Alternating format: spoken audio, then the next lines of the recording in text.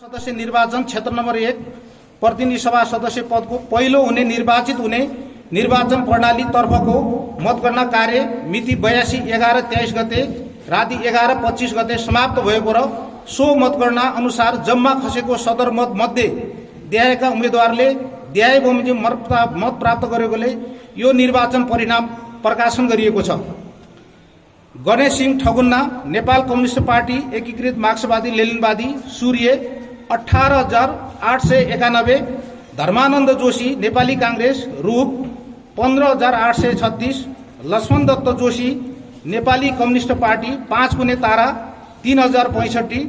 राजेश सिंह सामंत south राष्ट्रिय स्वतन्त्र party घण्टी 8,936।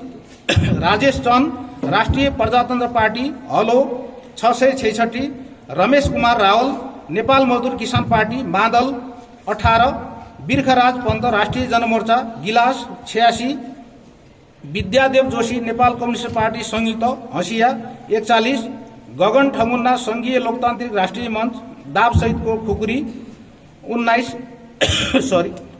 नवराज भट्ट नेपाल कम्युनिस्ट पार्टी माओवादी गोलो घेराभित्र 2 पात भएको गुलाबको फूल 298। प्रेमसिंह बडाल आम जनता पार्टी मोबाइल 34। कुल सदर मत मध्ये सबैभन्दा बढी मत प्राप्त गर्ने सूर्य निर्वाचन चिन्ह भएका नेपाल कम्युनिस्ट पार्टी एकीकृत मार्क्सवादी लेनिनवादी राजनीतिक दलका उम्मेदवार श्री गणेश सिंह ठगुन्ना प्रतिनिधि सभा सदस्य पदमा विजय भएको घोषणा गर्दछु। मिति 2082/11/23।